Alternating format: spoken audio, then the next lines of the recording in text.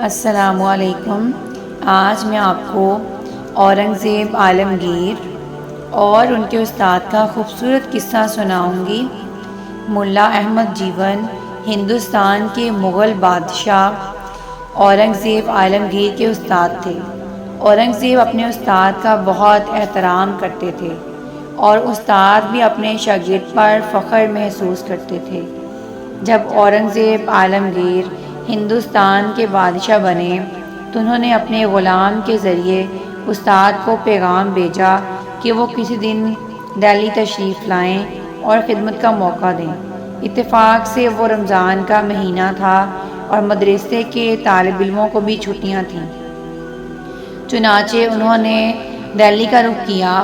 استاد اور شاگرد کی ملاقات عصر کی نماز کے بعد دلی کی جامع مسجد میں ہوئی۔ استاد کو اپنے ساتھ لے کر اورنگزیب عالمگیر شاہی قلعے کی طرف چل پڑے۔ رمضان کا سارا مہینہ اورنگزیب اور استاد محترم نے اکٹھے گزارا۔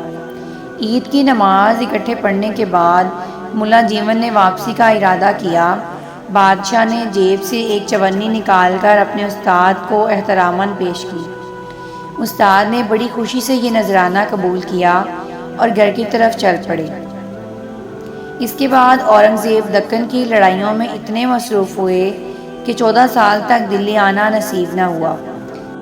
جب وہ واپس آئے تو وزیر اعظم نے انہیں بتایا کہ ملا احمد جیون ایک بہت بڑے ذمہ دار بن چکے ہیں، اگر اجازت ہو تو ان سے لگان وصول کیا جائے۔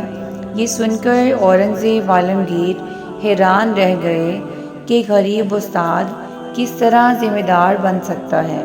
انہوں نے استاد صاحب کو ایک خط لکھا اور ملنے کی خواہش ظاہر کی۔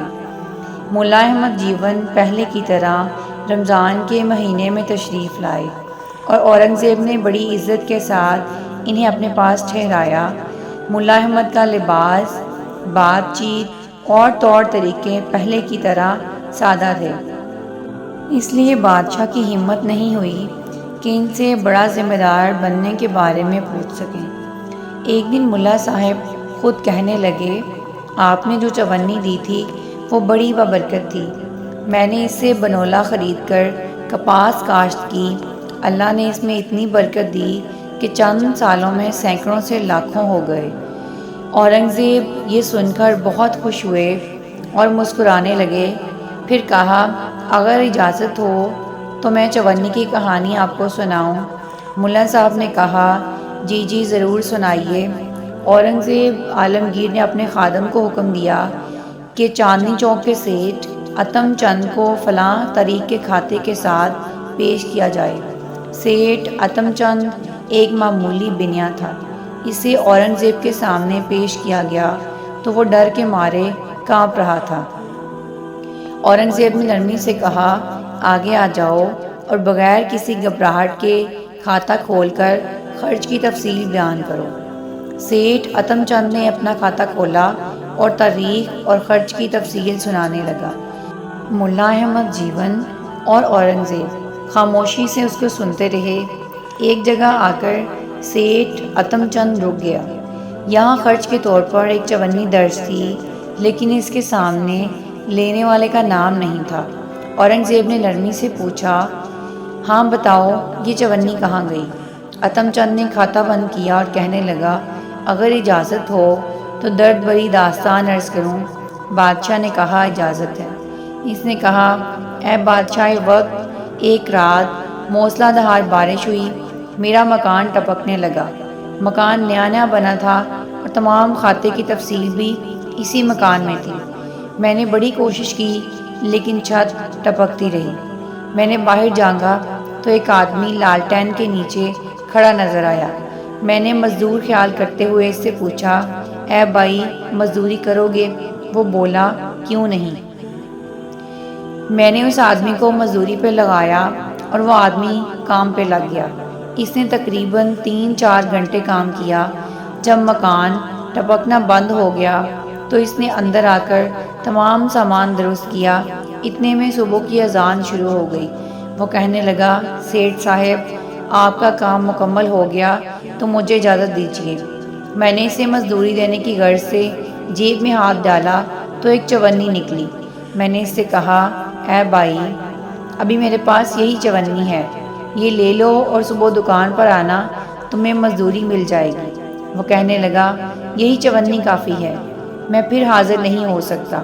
میں نے اور میری بیوی نے اس کی بہت منتیں کیں لیکن وہ نہیں مانا اور کہنے لگا، دیتے ہو تو یہ چونی ہی دے دو ورنہ رہنے دو۔ میں نے مجبور ہو کر چونی دے دی اور وہ لے کر چلا گیا۔ اس کے بعد سے آج تک وہ مجھے نہیں مل سکا۔ آج اس بات کو 15 برس بیت گئے۔ میرے دل نے بہت ملامت کی کہ اسے روپیہ نہ صحیح اٹھنی ہی دے دیتا۔ اس کے بعد عتم چند نے بادشاہ سے اجازت چاہی اور چلا گیا۔ بادشاہ نے ملا صاحب سے کہا، یہ وہی چونی ہے، کیونکہ میں اس رات بیس بدل کر گیا تھا تاکہ رایا کا حال معلوم کر سکوں۔ سو وہاں میں نے مزدور کے طور پر کام کیا۔ ملا صاحب خوش ہو کر کہنے لگے، مجھے پہلے ہی معلوم تھا کہ یہ چونی میرے ہونہار شاگرد نے اپنی محنت سے کمائی ہوگی۔ اورنگزیب نے کہا، ہاں واقعی، اصل بات یہ ہے کہ میں نے شاہی خزانے سے اپنے لیے کبھی ایک پائی تک نہیں لی۔ ہفتے میں 2 دن ٹوپیاں بناتا ہوں، 2 دن مزدوری کرتا ہوں۔ میں خوش ہوں کہ میری وجہ سے کسی ضرورت مند کی ضرورت پوری ہوئی، اور یہ سب آپ کی دعاؤں کا نتیجہ ہے۔ اور یہ حوالہ تاریخ اسلام کے دلچسپ واقعات میں سے لیا گیا ہے۔ امید کرتی ہوں آپ کو یہ سٹوری بہت اچھی لگی ہوگی۔ خوش رہیں، دعاؤں میں یاد رکھیں اور دوسروں کے لیے آسانیاں پیدا کریں۔ اللہ حافظ۔